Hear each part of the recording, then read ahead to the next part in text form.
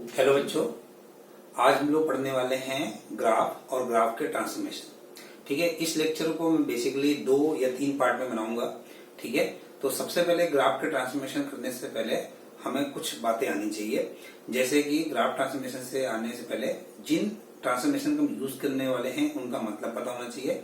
और दूसरी बात यह है कि हमें वो सारे बेसिक ग्राफ भी आने चाहिए, क्योंकि किसी भी रैंडम ग्राफ को बनाने के लिए आपको कुछ बातें पता होनी चाहिए। तो पहले तो मैं introduction of all the graphs करता हूँ, जितने भी हमने 11th में पढ़े थे या 12th में पढ़े थे। 12th में चालू में शुरुआती में हमने जो पढ़े हैं, तो पहले हम उसका इंट्रोडक्शन करते हैं और उसके बाद हम नेक्स्ट चलते हैं उनका ट्रांसफॉर्मेशन कैसे करते हैं। तो ये वीडियो मेरे दोनों लाइन से आएंगे, ठीक है, लेकिन मैं इसे 2 पार्ट में बना रहा हूँ ताकि आप थोड़ा ब्रेक लेके पढ़ सको। एक वीडियो बड़ी लंबी हो जाएगी, इसलिए मैं इसे 2 पार्ट में बना रहा हूँ या 3 पार्ट में बनाऊंगा। ठीक है, तो शुरुआत करते हैं हम लोग ग्राफ। तो पहली जो हमारी है वो है स्ट्रेट लाइन। तो स्ट्रेट लाइन में क्या है कि मान लीजिए मैंने y = 3x+2 का ग्राफ बनाना है। तो इसमें आप ध्यान से देखो, अगर मैं x की वैल्यू 0 रखता हूँ तो y की वैल्यू 2 आ जाएगी, और y की वैल्यू 0 रखता हूँ तो x की वैल्यू -2/3 आ जाएगी। तो इन दोनों पॉइंट को मैंने y = 2 ड्रॉ किया है, x = -2/3 ड्रॉ किया है, और दोनों को मिला दिया तो हमारी स्ट्रेट लाइन तैयार हो गई। अब स्ट्रेट लाइन में जो कुछ फॉर्मेट है, जैसे कि मैंने y = mx लिखा हुआ है। y = mx का मतलब है कि ओरिजिन से पास करने वाली लाइन, ठीक है, जो मैंने पीछे बनाई थी वो ओरिजिन से पास नहीं कर रही थी। तो m की वैल्यू अगर आपकी क्या बोलते हैं यहाँ पर 1 होगी तो ये बनेगा y = x की लाइन 45 डिग्री की। अगर m की वैल्यू बढ़ेगी तो ग्राफ 45 से ऊपर की तरफ जाएगा, और m की वैल्यू अगर कम होगी तो ग्राफ नीचे की तरफ जाएगा, लेकिन होना चाहिए 0 से क्या बोलते हैं 90 के बीच में। तो 90 होने का मतलब वर्टिकल लाइन बन जाएगी। ठीक है, तो ये मैंने बनाया है m = 1 के लिए, m > 1 के लिए लाइन ऊपर की तरफ जा रही हो, और m < 1 के लिए लाइन नीचे की तरफ जा रही है, और यहाँ पर -1 के लिए जो लाइन बन रही है वो बनेगी नीचे की तरफ। ठीक है, और y = -x की जो लाइन बनेगी वो कैसे बनेगी, इस तरह की बनेगी। अगर स्लोप उससे ज्यादा होगा तो इधर बनेगी, स्लोप उससे कम होगा तो इधर बनेगी। तो इस हिसाब से मैंने ये स्ट्रेट लाइन बनाया है। और इसकी डोमेन और रेंज क्या होगी, क्योंकि ये एक लीनियर फंक्शन है इसलिए इसकी डोमेन होगी ऑल रियल नंबर, और रेंज भी इसकी होगी ऑल रियल नंबर। ठीक है, और क्या ये 1-1 फंक्शन है, तो बिल्कुल ये 1-1 फंक्शन है, क्योंकि ये स्ट्रिक्टली इंक्रीजिंग होगा या स्ट्रिक्टली डिक्रीजिंग होगा। लेकिन अगर m की वैल्यू 0 हो गई तो ये कांस्टेंट फंक्शन बन जाएगा, फिर ये 1-1 फंक्शन नहीं होगा। ठीक है, दूसरा मैंने लिया है y = x। y = x जैसा भी पिछला वाला मैंने लिया था y = mx। तो y = x में का मतलब है m की वैल्यू मैंने 1 ले ली है, और ये एक तरह का क्या है आइडेंटिटी फंक्शन। आइडेंटिटी फंक्शन का मतलब होता है, जैसे हमने आइडेंटिटी रिलेशन पढ़ा था जिसमें इनपुट और आउटपुट दोनों सेम होते हैं, उसी तरह से आइडेंटिटी फंक्शन का मतलब है जिसमें इनपुट और आउटपुट की वैल्यू क्या हो जाए, सेम हो जाए। और इसमें जो इसका एंगल होता है एक्स एक्सिस से वो 45 डिग्री होता है। इसकी भी डोमेन और रेंज क्या होती है, और ये स्ट्रेट लाइन है। इसके बाद नेक्स्ट है आपका क्वाड्रेटिक। अब क्वाड्रेटिक में आपको पता है कि 2 पॉसिबिलिटी होती हैं। एक y = ax² + bx + c में अगर a की वैल्यू पॉजिटिव होती है तो ऊपर की तरफ डायग्राम बनता है, और a की वैल्यू अगर नेगेटिव होती है तो नीचे की तरफ डायग्राम बनता है। जो ऊपर की तरफ बनता है उसे हम बोलते हैं अपवर्ड, क्योंकि x² के आगे पॉजिटिव है, और अगर नीचे की तरफ बनेगा तो उसे हम बोलेंगे डाउनवर्ड। ठीक है, तो इसमें देखना क्या होता है, इसके ग्राफ कैसे बनाते हैं। तो आपने 11th क्लास में पढ़ा हुआ था कि किसी क्वाड्रेटिक की या तो 2 रियल रूट होंगे या तो एक ही रियल रूट होगा, मतलब कि दोनों रूट सेम है, और या कोई रियल रूट होगा ही नहीं। तो अगर 2 रियल रूट है तो एक्सिस को 2 जगह कट करना चाहिए, 2 फैक्टर होने चाहिए। अगर एक ही रियल रूट यानी कि टच करना चाहिए, और अगर एक भी रियल रूट नहीं है तो नाइदर कट नॉट टच होना चाहिए। तो यहाँ मैंने एग्जाम्पल लिया है, इसके 2 रूट है, एक x = 1 और एक x = 2। तो 1 और 2 इसके 2 फैक्टर हो गए, तो उस हिसाब से 2 वैल्यूज बन गई इसकी। और जब अगर हम x की वैल्यू 0 कर दें तो y की वैल्यू 2 आ जाएगी। तो ये x एक्सिस को y एक्सिस को कहां पर क्रॉस करेगा, वहां। इसके बाद मैंने y = 2 ड्रॉ किया है। ठीक है, क्योंकि अगर x की वैल्यू 0 रखूंगा तो y की वैल्यू 2 आएगी, और इनको अगर मैं मिला दूंगा तो मेरा डायग्राम बन जाएगा पैराबोला का। ठीक है, तो इसमें ध्यान से देखो, ये इसके हो गए रूट, क्योंकि इसका जो d आ रहा है वो >0 है, और d अगर >0 है तो इसके 2 रूट आएंगे, और फैक्टर हमने किए हैं दोनों रूट पे ये पास करके जाना चाहिए। और अगर x की वैल्यू 0 रखते हैं तो वैल्यू 2 आनी चाहिए, तो ये 2 से भी पास कर रहा है। ठीक है, इसी तरीके से सिमिलरली मैंने लिया है अगला, ये भी क्या है y = x² + 3x+2, क्योंकि x के आगे एक पॉजिटिव क्वांटिटी है इसलिए ये अपर डायरेक्शन में है। ठीक है, और इसके 2 फैक्टर आएंगे, और फिर इसके हिसाब से हम इसको अगर ड्रॉ करेंगे तो इस तरह बनेगा। अब इसमें एक नोटिस करने वाली बात यह है कि ये इसका वर्टेक्स है, वर्टेक्स से पहले ये एक डिक्रीजिंग ग्राफ है और वर्टेक्स के बाद ये एक इंक्रीजिंग ग्राफ है। तो अगर मैं इसको पूछूं क्या ये 1 1 फंक्शन है, तो बिल्कुल नहीं है। क्यों? क्योंकि x की इस वैल्यू के लिए ये आंसर आ रहा है और सिमिलरली x की इस वैल्यू के लिए भी यही आंसर आ रहा है। तो x की दो डिफरेंट वैल्यू के लिए सेम आंसर आ रहा है, इसलिए ये 1 1 नहीं है। लेकिन अगर मैं आधे इंटरवल में ले लूं, इस तरफ देखूं तो इंक्रीजिंग है, ये 1 1 है, इस तरफ ले लूं तो ये 1 1 है, लेकिन पूरा अगर यूटिलाइज करूंगा तो ये 1 1 फंक्शन नहीं है। अब इसकी डोमेन और रेंज क्या होगी? तो अगर ये ग्राफ इस तरह का है तो वर्टेक्स पर ये मिनिमम वैल्यू लेगा और इन्फिनिटी इसकी मैक्सिमम वैल्यू आएगी। सिमिलरली अगर मैं ग्राफ बनाता हूं इस तरह का, तो इसमें एक्स स्क्वायर के आगे एक नेगेटिव क्वांटिटी है। अगर एक्स स्क्वायर के आगे एक नेगेटिव क्वांटिटी है तो इसका अंदर इसका जो ग्राफ बनेगा वो डाउनवर्ड डायरेक्शन में बनेगा, नीचे की तरफ ओपन होगा। इसका जो वर्टेक्स होगा ऊपर की तरफ, तो इस बार जो मैक्सिमम वैल्यू है वो फिक्स हो जाएगी, जो वर्टेक्स का वाई कोऑर्डिनेट देगा, और मिनिमम वैल्यू जो है वो माइनस इन्फिनिटी हो जाएगी। ठीक है, तो इसका ग्राफ हम कैसे बनाएंगे? जैसे हमने पीछे बनाया था। ठीक है, फैक्टर हो रहे हैं तो इसका मतलब इसका डी पॉजिटिव है और ये इस तरह इसका ग्राफ बन जाएगा। अब यहाँ पर आप ध्यान से देखो, मैंने क्वांटिटी ली है y = ax² + bx + c। ठीक है, अब a अगर पॉजिटिव होगा तो ऊपर की तरफ बनेगा और अगर a नेगेटिव होगा तो नीचे की तरफ बनेगा। तो मैंने क्या किया, अगर a पॉजिटिव है तो ऊपर की तरफ और अगर a नेगेटिव है तो नीचे की तरफ। और v इसका हो जाएगा वर्टेक्स। v को हम क्या बोलेंगे? वर्टेक्स। और वर्टेक्स के कोऑर्डिनेट कितने होते हैं? तो वर्टेक्स के कोऑर्डिनेट होते हैं -b/2a, -d/4a।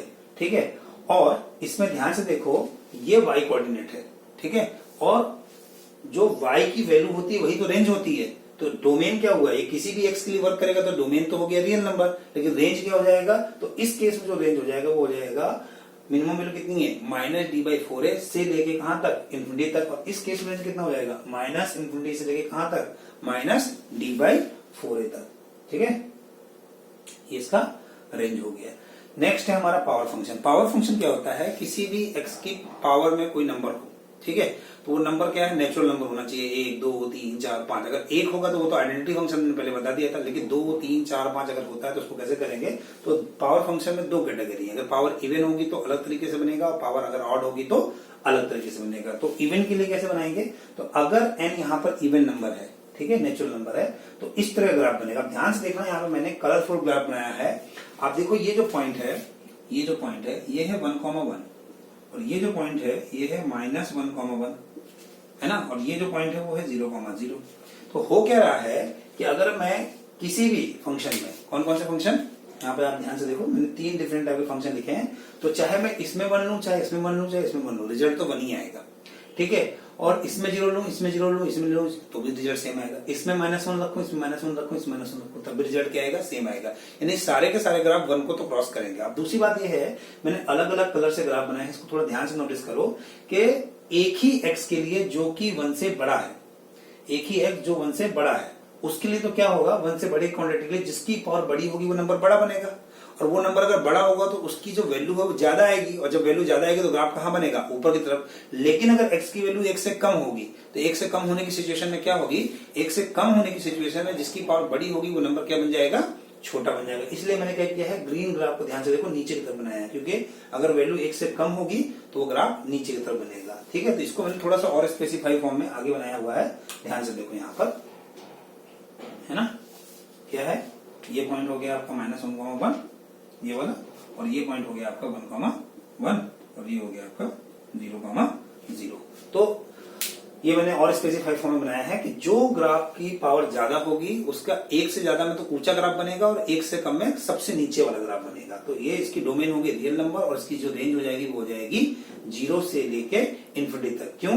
क्योंकि सारे के सारे ग्राफ 0 से पास करें तो मिनिमम वैल्यू जो होगी वर्टेक्स पर होगी, तो वो वर्टेक्स कहां पर है? 0 0 पर है, तो मिनिमम वैल्यू होगी 0 से लेके मैक्सिमम वैल्यू कितनी होगी? इन्फिनिटी तक। तो इन्फिनिटी पर हम ओपन लगाते हैं तो रेंज इसकी ये होगी। सिमिलरली मैंने अगला जो बनाया है वो है ऑड फंक्शन के लिए। तो ऑड फंक्शन के लिए आप ध्यान से देखो, मैं चाहे इसमें 1 रखूं तो भी सेम वैल्यू आएगा, और -1 रखूं तो भी n के अलग वैल्यू के लिए सेम आंसर आएगा। ठीक है, क्योंकि यहाँ पर n एक ऑड नेचुरल नंबर है। अब यहाँ पर क्या होगा? सिमिलर ही बात, जो वैल्यू 1 से ज्यादा होगी, मतलब x की वैल्यू अगर 1 से ज्यादा होगी तो उसमें क्या होगा? जिसकी पावर बड़ी होगी वो ग्राफ ऊपर की तरफ बनेगा, वो ग्राफ ऊपर की तरफ बनेगा। लेकिन जैसे ही वैल्यू x की 1 से कम कर दी जाएगी तो ग्राफ कहां बनेगा? नीचे की तरफ बनेगा, और 0 0 से सबको पास नहीं करना है। तो ये आपका हो गया x³ ग्राफ, x⁻5 का, x⁻7 का, ये इसका ग्राफ हो गया। इसको मैंने थोड़ा और स्पेसिफाई वे में बनाया है।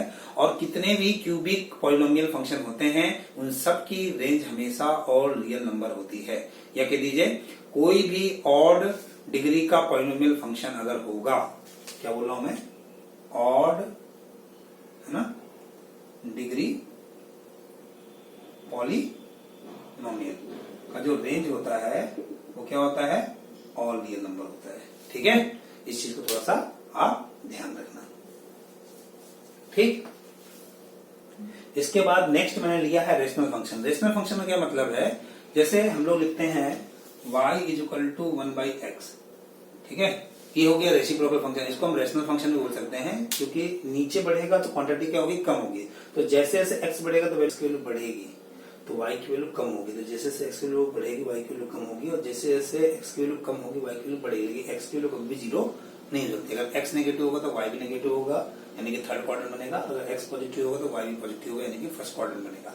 अब जैसे जैसे मैं m की वैल्यू 1 2 3 4 5 करूंगा तो क्या होगा, ग्राफ तो बिल्कुल सेम बनेगा, लेकिन क्या होगा, उसकी वैल्यू थोड़ी सी ज्यादा आएगी, दुगनी आएगी। तो इसलिए ग्राफ थोड़ा सा मैंने ऐसे बना रखा है, यानी कि अगर 1 पे वैल्यू देखूंगा तो इसका 1 आएगा, लेकिन इसका 1 पे वैल्यू अगर यहाँ पर 2 रख देता हूँ तो 2/1 से वैल्यू 2 आएगा। थोड़ा सा ग्राफ क्या होगा, ऊपर की तरफ शिफ्टेड टाइप में होगा, शिफ्टेड नहीं, थोड़ा सा इस टाइप में होगा।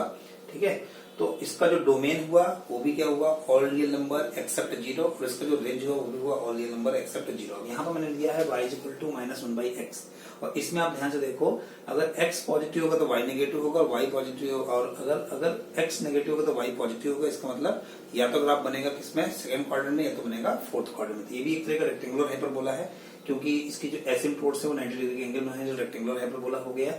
ठीक है, अच्छा, दूसरी बात ध्यान से यहाँ पर देखने वाली ये है, इसका भी डोमेन और रेंज जो हो गया वो रियल नंबर -0। ठीक है, तो उसको हम r0 से रिप्रेजेंट करते हैं। अच्छा, ध्यान से देखो, ये फंक्शन क्या है, इस इंटरवल में स्ट्रिक्टली इंक्रीजिंग है, और इस इंटरवल में भी ये स्ट्रिक्टली इंक्रीजिंग, यानी ये जो फंक्शन है ये 1 भी है। ठीक है, इस तरीके से इसको देखो, ये पूरे इंटरवल में एक डिक्रीजिंग ग्राफ है, इस इंटरवल में भी ये डिक्रीजिंग ग्राफ है, यानी ओवरऑल देखा जाए तो ये एक डिक्रीजिंग का ही ग्राफ है, इसलिए ये भी एक आपका क्या है, 1 फंक्शन है। ठीक है, नेक्स्ट हमारा जो है वो है रेशनल फंक्शन ही है, लेकिन पावर फॉर्म में, जैसे x की पावर 2n हो गया, है ना। तो इसमें ध्यान से देखो क्या होगा, अगर x को नेगेटिव रखो या पॉजिटिव रखो तो ग्राफ तो बिल्कुल वैसे ही बनेगा जैसे पीछे बना था, बस थोड़ा सा क्या होगा, बहुत तेजी से डाउन होगा। ठीक है, क्योंकि स्क्वायर लगा हुआ है या पावर 4 लगा हुआ है। ठीक है, दूसरी बात ये है कि x की नेगेटिव रखो या पॉजिटिव रखो, ये बार बार पॉजिटिव वैल्यू बना देगा। तो इसका मतलब ग्राफ नीचे की तरफ बिल्कुल नहीं बनेगा, सारा ग्राफ ऊपर की तरफ बनेगा। जो ग्राफ उसमें नीचे बना था वो कहाँ जाएगा, ऊपर की तरफ आ जाएगा। और आप n की वैल्यू कुछ भी रखिए, 1 2 3 4, लेकिन अगर 1 पर वैल्यू चेक करोगे तो रिजल्ट इसका 1 ही आएगा। इसलिए सारे ग्राफ 1 को क्रॉस करेंगे, जैसे हमने पीछे अभी उसका ग्राफ बताया था आपको कि x की पावर 2 का बताया था, x की पावर 4 का, x की पावर 6 का, x की पावर 3 का, तो वैसे ही इसमें भी देखना है। इसका भी डोमेन क्या हो जाएगा, all real number except zero, और इसकी रेंज क्या हो जाएगी, इसकी रेंज हो जाएगी 0 से इन्फिनिटी। 0 पे ओपन लगाना है, क्योंकि सारा आंसर पॉजिटिव आ रहा है, तो रेंज कितना आएगा, 0 से लेके इन्फिनिटी तक आएगा। ठीक है, दूसरा मैंने यहाँ पर बनाया हुआ है y is equal to 1/x की पावर 2n + 1, और इसमें क्या है, ये एक ऑड क्वांटिटी। अगर ये ऑड क्वांटिटी तो क्या होगा, जब नेगेटिव होगा तो नेगेटिव आंसर होगा, पॉजिटिव होगा तो पॉजिटिव आएगा। तो सेम वैसे ही बनेगा जैसे पीछे बनना था। ठीक है, बट इसमें क्या होगा कि जैसे जैसे n की वैल्यू बढ़ाओगे तो क्या होगा, नीचे की वैल्यू बढ़ेगी, नीचे की वैल्यू बढ़ेगी तो ओवरऑल वैल्यू कम होगी। इसका ग्राफ थोड़ा नीचे से जाएगा, लेकिन 1 से पहले ग्राफ ऊपर जाएगा। जैसे सेम मैंने x क्यूब में बताया था, डिक्टो सीधे देखना। इसकी भी जो डोमेन है वो ऑल रियल नंबर है एक्सेप्ट जीरो, और इसकी जो रेंज है वो ऑल रियल नंबर है एक्सेप्ट जीरो, क्योंकि ग्राफ नीचे भी है। इसमें ग्राफ नीचे नहीं था, इसलिए रेंज जो इसकी थी वो 0 से इन्फिनिटी थी, वो भी ओपन इंटरवल में। ठीक है, नेक्स्ट है हमारा इर्रेशनल फंक्शन। यहाँ पर मैंने जो ग्राफ बनाया है वो बनाया है y इक्वल टू √x का। यहाँ पर मैंने जो ग्राफ बनाया है वो y इक्वल टू x की पावर 1/3 का बनाया है, y इक्वल टू x की पावर 1/4 को बनाया है, लेकिन ये सिर्फ मैंने 0 से इन्फिनिटी वाले इंटरवल के लिए बनाया है। ठीक है, इसके लिए तो कंपलसरी है 0 से इन्फिनिटी बनेगा, क्योंकि पावर वैलिड नहीं होगी फिर। लेकिन इसको तो हम नेगेटिव में भी बना सकते थे, लेकिन मैंने यहाँ बनाया 0 से इन्फिनिटी। ध्यान से देखो, आपने देखा है कि जो x² ग्राफ होता है वो ऐसे होता है, राइट। तो अगर आप इस ग्राफ को रोटेट कर दो y इक्वल टू x के अबाउट, ठीक है, तो ये ऐसे बन जाएगा। ठीक है, किसी भी ग्राफ में y इक्वल टू x के अबाउट उसको रोटेट कर दीजिए, तो वो जो भी ग्राफ बनेगा वो क्या हो जाएगा, एक तरह से इनवर्स रिलेशन का ग्राफ बन जाता है। अब वो फंक्शन है या नहीं है वो टोटली डिपेंड करेगा इनवर्स की डेफिनेशन पे। ठीक है, तो इनवर्स रिलेशन का ग्राफ बन जाता है। ठीक है, तो आप ध्यान से देखो, ये हमारा इस तरह ग्राफ बन जाएगा, और ये बेसिकली हो गया अब y इक्वल टू x की पावर 1/2 का ग्राफ हो गया। ठीक है। लेकिन क्योंकि अगर हम फंक्शन की बात कर रहे हैं तो x must be positive quantity, तो अगर x पॉजिटिव क्वांटिटी होनी चाहिए, ठीक है। और दूसरी बात ये हो गया कि y की जो वैल्यू आएगी वो भी एक पॉजिटिव क्वांटिटी आएगी, तो y की वैल्यू नेगेटिव नहीं आ सकती है, तो ये वाला हट जाएगा, ये ग्राफ कुछ इस तरह का बन जाएगा। तो ये हमने ग्राफ बना दिया यहाँ पे। अब मान लो इसी तरीके से अगर x की पावर 1/3 लिख दोगे तो क्या हो जाएगा, सेम x के लिए जो वैल्यू आएगी वो कम आ जाएगी। कब, अगर x से बड़ा है, तो अगर x से बड़ा है तो वैल्यू कम आ जाएगी, तो एक के बाद जो ग्राफ होगा उसका वो नीचे से जाएगा, ठीक है। ध्यान से देखो, x की पावर 1/3 ग्राफ ऊपर है और x की पावर 1/4 ग्राफ नीचे से है, और एक से कम में क्या होगा, जो पावर होगी वो जितनी कम होगी आंसर उतना ज्यादा बड़ा आएगा, ठीक है। तो वो मैंने यहाँ पर रिप्रेजेंट कर रखा। तो इसकी डोमेन क्या हुई, इसकी डोमेन हो गई इसकी डोमेन हो गई 0 से लेके इन्फिनिटी, 0 पे क्लोज इंटरवल, और रेंज भी इसका 0 से इन्फिनिटी हो जाएगा। लेकिन x की पावर 1/3 का ग्राफ नहीं है, कंपेयर करने के लिए सिर्फ बनाया है, ठीक है। अगर इतने इंटरवल बनाऊंगा तो x की पावर 1/3 का ग्राफ भी ऐसा ही बनेगा। दूसरा मैंने यहाँ पर, आप देखो ध्यान से, मैंने एग्जाम्पल लिया है xy इक्वल टू x की पावर 1/3, ये जो है y इक्वल टू x की पावर 1/3 है ना। तो और यहाँ पर ध्यान से देखो मैंने क्या लिया है, x की पावर 1/3 और यहाँ पर लिया है x की पावर 1/5, ठीक है। तो क्या है, इसमें जैसा ग्राफ x क्यूब का बनता है, कैसा ग्राफ बनता है x क्यूब का, x क्यूब का ग्राफ ऐसे बनता है। अब मैंने क्या बताया था, इसको क्या कर दीजिए, रोटेट कर दीजिए, तो ऐसे बन जाएगा। तो ध्यान से देखो क्या बना,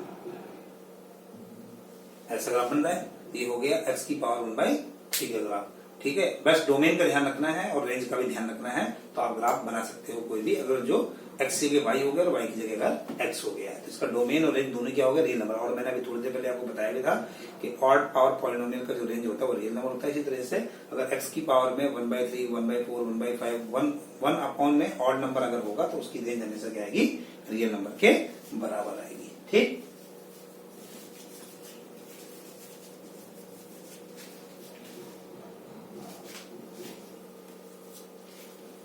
इसकी रेंज होगी रियल नंबर। नेक्स्ट मैंने जो लिया है वो है एक्सपोनेंशियल फंक्शन।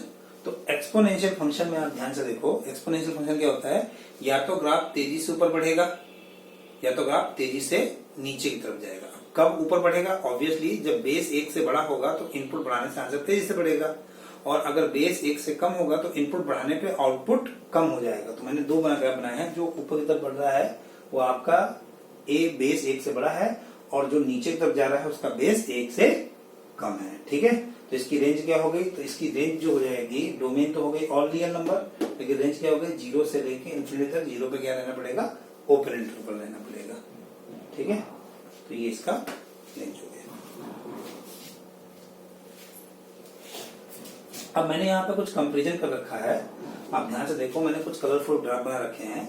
तो इसमें आप ध्यान से देखो, मैंने यहाँ पर तीनों ग्राफ बना दिए हैं। तो एक है y equal to 4 to the power x, y equal to 3 to the power x, y equal to 2 to the power x। अब खुद देखो, अगर मैं x की वैल्यू 1 लेता हूं तो इसकी वैल्यू क्या आएगी 2, इसकी वैल्यू क्या आएगी 3, इसकी वैल्यू क्या आएगी 4। तो अगर x की वैल्यू ले रहा हूं मैं पॉजिटिव, है ना, तो 2 की पावर 1, 2 और 3 की पावर 1 और 4 की पावर 1 में कौन बड़ा आएगा, तो जिसका बेस बड़ा होगा वो नंबर बड़ा होगा। लेकिन अगर x को मैं ले रहा हूं नेगेटिव, तो 2 की पावर -1, 3 की पावर -1, 4 की पावर -1, अब ये बड़ा होगा ये छोटा होगा। इसका मतलब सेम ग्राफ, है ना, मतलब एक ही x के लिए अगर मैं अलग अलग बेस पर ग्राफ बनाऊं, तो अगर पॉजिटिव लूंगा तो जिसका बेस बड़ा होगा वो ग्राफ ऊपर बनेगा, तो 4 का ग्राफ ऊपर बनेगा, 3 वाला ग्राफ उससे नीचे और 2 वाला ग्राफ उससे नीचे। लेकिन जैसे ही वो नेगेटिव में जाएगा और सबकी वैल्यू 0 पे क्या आएगी, 0 पे 1, 0 पे 1, 0 1, तो सारे के सारे ग्राफ 0 0 x को y इक्वल टू 0 पर क्रॉस करेंगे, यानी 0,1 से क्रॉस करेंगे। और जैसे ही ग्राफ क्रॉस करेगा तो जो ऊपर होगा वो नीचे चला जाएगा, क्योंकि रिवर्स में प्रॉपर्टी हो जाएगी, क्योंकि बेस बड़ा होगा तो नेगेटिव पावर होने पे क्वांटिटी छोटी हो जाएगी, तो उसके हिसाब से, तो है ना। और साफ साफ इसमें दिख रहा है कि जो इसकी डोमेन है वो एक रियल नंबर है, किसी भी एक्स के लिए वर्क करेगा, लेकिन जो रेंज है वो हमेशा 0 से इन्फिनिटी आएगी, 0 पे ओपन इंटरवल लगेगा, ठीक है। नेक्स्ट मैंने लिया है यहाँ पर decreasing exponential function. Decreasing exponential function में भी सेम बात है कि जिसका बेस, आप ध्यान से देखो, 1/2, 1/3, 1/4, अगर मैं पावर को 1 लूंगा तो कौन बड़ा आएगा, तो ये बड़ा आएगा, यानी कि जिसका बेस कम होगा, जिसका बेस कम होगा वो ग्राफ सबसे नीचे होगा, ठीक है। तो आप देखो ये ग्रीन वाला, जिसका बेस कम है वो सबसे नीचे है, ठीक है।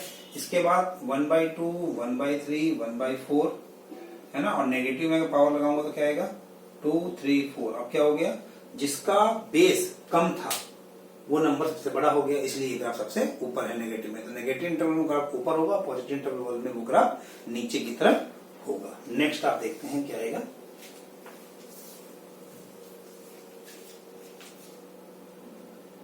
ये मैंने लिया है लॉगरिथमिक फंक्शन। आपको पता है कि जो लॉगरिथमिक फंक्शन होता है वो एक्सपोनेंशियल फंक्शन का रिवर्स में रिलेशन होता है, लेकिन फंक्शन की अगर बात कर रहे हैं तो रिवर्स फंक्शन होता है, यानी कि इनवर्स फंक्शन होता है। अब इनवर्स फंक्शन क्या होता है वो अभी अगले लेक्चर में हम लोग देखेंगे, जो फंक्शन के बाद में बनाऊंगा, ठीक है, तो वो देख लेंगे क्या होता है।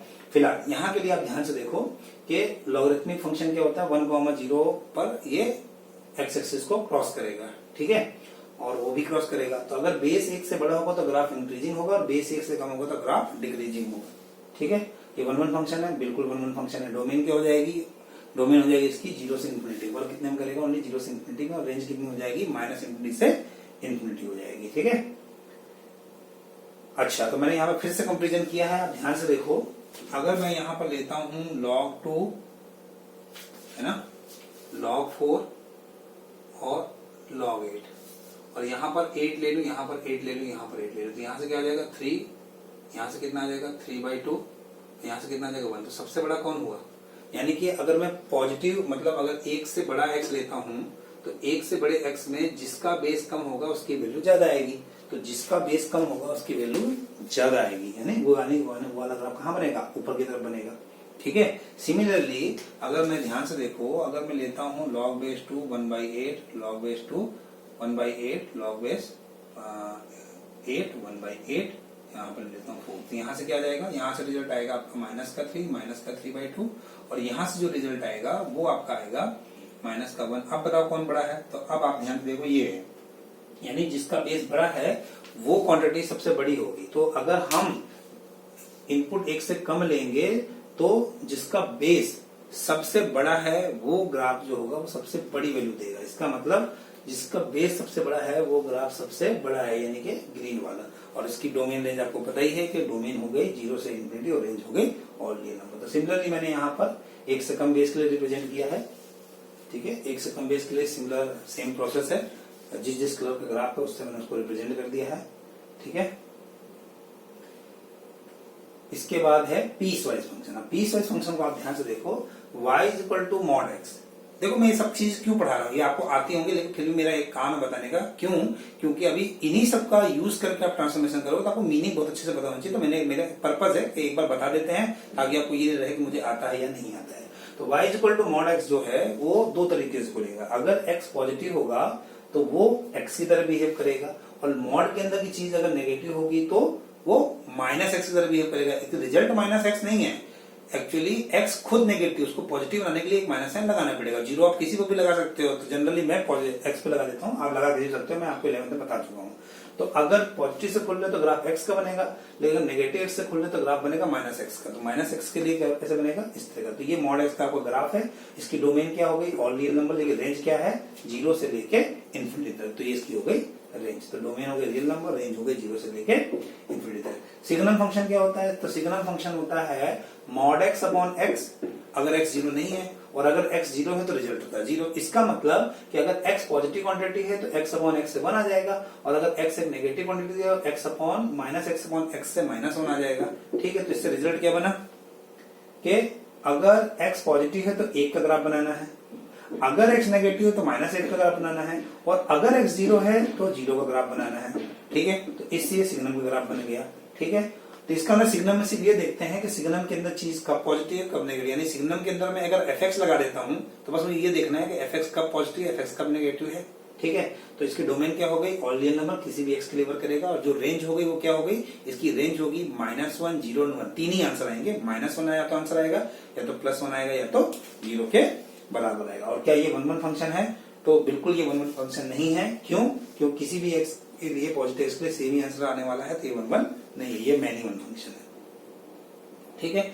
अब मैंने ग्रेटेस्ट इंटीजर का बनाया है, तो ग्रेटेस्ट इंटीजर क्या होता है कि 0 से 1 के लिए आंसर 0 आएगा, 1 से 2 के लिए आंसर 1 आएगा। ग्रेटेस्ट का मतलब है कम वाली वैल्यू लेना। क्यों, क्योंकि किसी नंबर में उससे कम जितने भी इंटीजर हैं जैसे 2.1 लिया तो 2.1 से कम इंटीजर कौन कौन सा है, 1, 0, -1, उन सब में जो ग्रेटेस्ट इंटीजर है उसको हम लिखते हैं ग्रेटेस्ट इंटीजर फंक्शन।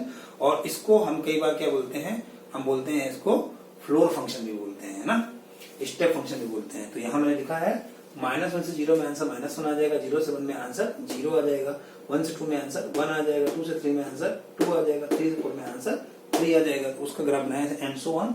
तो क्या आ जाएगा, 0 से 1 में आंसर 0 आ जाएगा, 1 से 2 में 1 का ग्राफ बनेगा, 2 से 3 में 3 का ग्राफ बनेगा, 3 से 4 में 3 का ग्राफ बनेगा, 4 से 5 में 4 का ग्राफ बनेगा, -1 से 0 में -1 का ग्राफ बनेगा। तो इसके हिसाब से ग्राफ बनेगा। डोमेन क्या हुई, ऑल रियल नंबर, लेकिन रेंज क्या हुई इसकी, ओनली इंटीजर्स, यानी कि ऑल इंटीजर्स। तो डोमेन हो गए रियल नंबर और रेंज हो गए और इंटीजर। इसी तरीके से मैंने लिया लीस्ट इंटीजर फंक्शन।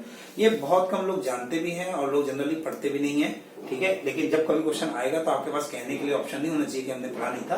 तो मैं बता देता हूँ, या तो इस तरह से रिप्रेजेंट करेंगे या तो इस तरह से रिप्रेजेंट करेंगे, लेकिन वहां पर लिखा होता है। जब भी हम कुछ भी रिप्रेजेंट करते हैं वहां लिखा रहता है कि इस ब्रैकेट का क्या मतलब है, ठीक है। तो इस तरह से लिखा हो या इस तरह लिखा हो, इसको भी स्टेप फंक्शन बोल सकते हैं और इसको हम सीलिंग फंक्शन बोलते हैं। जैसे एक को फ्लोर मतलब नीचे, सीलिंग मतलब अपर, ये अपर की वैल्यू लेगा। तो जैसे -2 से -1 तो ये -1 की वैल्यू उठाएगा, -1 से 0 तो ये 0 की वैल्यू उठाएगा, 0 से 1 तो किसकी वैल्यू उठाएगा, 1 की वैल्यू। ये गलत लिखा हुआ है, ये नहीं है, ठीक है। 0 से 1 तो ये 1 उठाएगा, 1 से 2 2 एंड सो ऑन चलता रहेगा। इसका ग्राफ कैसे बनेगा, तो इसका आप ग्राफ देखो क्या है, 0 से 1 में 1 का ग्राफ बनना है और 1 पे वैल्यू कितनी आएगी, 1 से 2 पे ग्राफ कितना आएगा, ये 2 का ग्राफ आएगा, 2 पे वैल्यू कितनी आएगी 2। तो ये सेम ग्राफ बना हुआ है वैसे ही, ठीक है। और इसकी भी डोमेन क्या हो जाएगी, ऑल रियल नंबर, और रेंज हो जाएगी इंटीजर्स, ठीक है। अब नेक्स्ट मैंने लिया है यहाँ पर फ्रैक्शनल पार्ट। अब इसको ध्यान से समझो, फ्रैक्शनल पार्ट क्या होता है, किसी भी नंबर में से, जैसे 2.1 है, इसमें से अगर आप इसका इंटीजर पार्ट हटा लो तो आपको क्या मिलेगा, फ्रैक्शन। -5.7 में से अगर उसका आप इंटीग्रल पार्ट हटा लो -6, है ना, कैसे, -5.7 का इंटीग्रल पार्ट होता है -6, इसका जो रिजल्ट आएगा वो आएगा 0.3। तो जो भी रिजल्ट आएगा वो एक फ्रैक्शन में आएगा, इसलिए इसको बोलते हैं फ्रैक्शनल पार्ट। इसको रिप्रेजेंट करते हैं जनरली कर्ली ब्रैकेट से, लेकिन पेपर में जब भी कभी कोई क्वेश्चन आएगा तो वहां पर साफ शब्दों में मेंशन होगा। तो देखो क्या होगा एक्चुअली में, आप ध्यान से देखो, 0 से 1, 0.2, 0.3, माने जो इनपुट लोगे वही आउटपुट आएगा, जो इनपुट लोगे वही आउटपुट आएगा। लेकिन अगर आप 1.1 लोगे तो 0.1 1 से कम हो गया, 2.1 लोगे तो आंसर क्या आ गया, 0.1 यानी 2 से कम हो गया, 3.1 लोगे तो आंसर क्या आ जाएगा आपका 0.1 हो गया। इसको ऐसे नहीं लिख सकते 1.1 -1, इसको क्या लिख सकते हैं 2.1 -2, इसको क्या लिख सकते हैं 3.1 -3, ऐसे लिख सकते हैं। तो क्या होगा, अगर हम ग्राफ 0 से 1 के बीच में ले रहे हैं तो 0 सब्ट्रैक्ट करना है, अगर हम 1 से 2 के बीच में ले रहे हैं तो 1 सब्ट्रैक्ट करना है, अगर 2 से 3 के बीच में ले रहे हैं तो 2 सब्ट्रैक्ट करना है। तो ग्राफ किसका बनेगा, 2 से 3 के बीच में x - 2 का ग्राफ बनेगा। तो ध्यान से देखो, 0 से 1 में सिंपली x का ग्राफ बनाना है, तो फ्रैक्शनल पार्ट 0 से 1 में x की तरह ही बिहेव करता है, तो x का ग्राफ बना हुआ है, ठीक है। 1 से 2 में ये 1 सब्ट्रैक्ट करेंगे तो x - 1 का ग्राफ बनाना है, तो y = x - 1 का ग्राफ कैसे बनता है, देखो y = x - 1 का ग्राफ कितना आएगा, 1 पे वैल्यू 0 आएगी, ऐसे ग्राफ बनेगा। लेकिन हमें कितना बनाना है, ओनली 1 से 2 में बनाना है, तो 1 से 2 में इतना ही तो ग्राफ बनेगा, ठीक है। और ऊपर क्या लगता है ओपन, नीचे क्या लगता है डॉट। ऊपर ओपन क्यों लगता है, क्योंकि अपर वाले तो लेगा ही नहीं ना, क्योंकि 2 का फ्रैक्शनल पार्ट 0 हो जाएगा। तो उसी बिहाफ पर पूरा ग्राफ बनाया गया है, ठीक है। ये 0 से 1 में रिपीट कर रहा है, तो इसका जो फंडामेंटल पीरियड होगा वो हो गया आपका 1, ठीक है। और ये ग्राफ क्या 1 है, बिल्कुल नहीं है, क्योंकि बहुत सारे x के लिए सेम आंसर आ रहा है, तो ये फंक्शन 1 नहीं है, ये मैनी 1 फंक्शन है, ठीक है। तो ये फ्रैक्शनल पार्ट हो गया। अब ये सब चीजें आगे यूज पढ़ने वाली है, उसके लिए हम बता रहे हैं आपको। तो फिर इसकी बात कर लेते हैं, इसका जो डोमेन है वो ऑल रियल नंबर है और इसकी जो रेंज है वो है 0 से 1। 0 पे क्लोज लगेगा, 1 पे ओपन लगेगा, क्योंकि 1 तो कभी आंसर आएगा नहीं, फ्रैक्शन का मतलब होता है 1 से कम।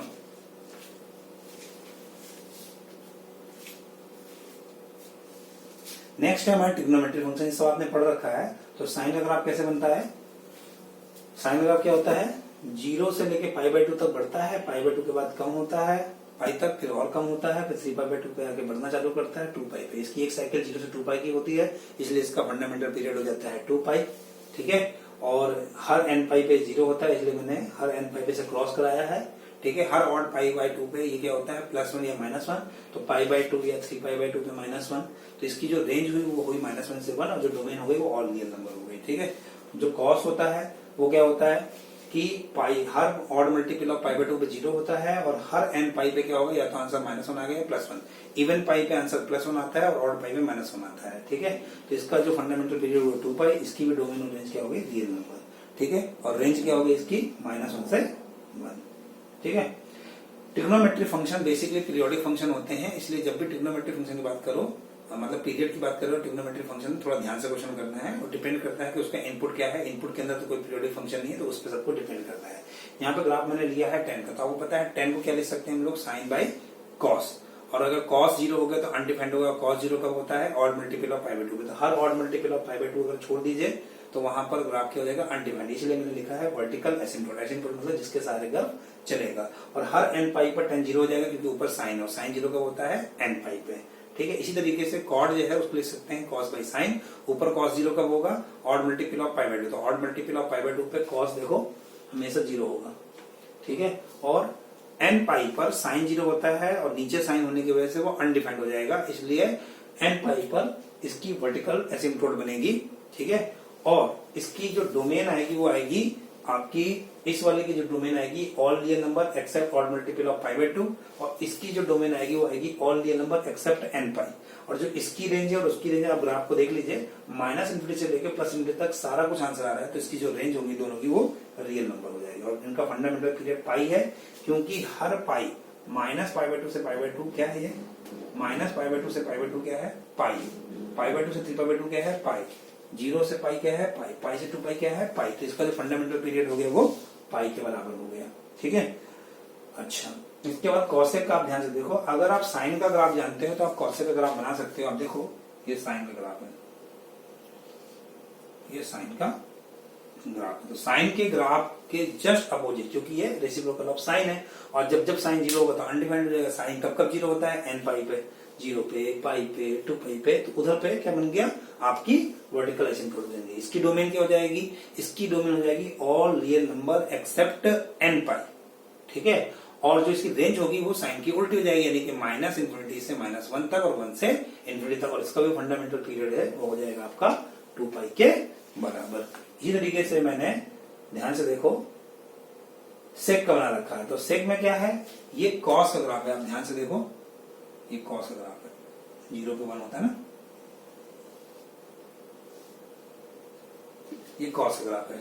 ठीक है, तो ये कॉस का ग्राफ है, तो कॉस का उल्टा बन गया कॉसेक का। लेकिन जब जब कॉस अनडिफाइंड होगा, मतलब कॉस 0 होगा, तो सेक आपका अनडिफाइंड हो जाएगा। और कॉस कब कब 0 होता है, odd multiple of pi by 2 पे, तो वहां पर आपकी वर्टिकल एसिम्प्टोट बन जाएंगी। इसका भी पीरियड 2 पाई होगा। इसकी डोमेन क्या होगी, ऑल रियल नंबर एक्सेप्ट क्या, except odd multiple of pi by 2, और रेंज इसकी हो जाएगी सेम, -∞ से -1 और 1 से लेके इन्फिनिटी तक। तो ये मैंने यहाँ पर लिख रखा है। ठीक है, ये तो हमारे हो गए ट्रिग्नोमेट्री फंक्शन। फिर इनवर्स ट्रिग्नोमेट्री फंक्शन के ग्राफ कैसे बनते हैं, तो वो अभी हमें जरूरत नहीं है। हमारा जो अगला चैप्टर होगा वो इनवर्स ट्रिग्नोमेट्री होगा।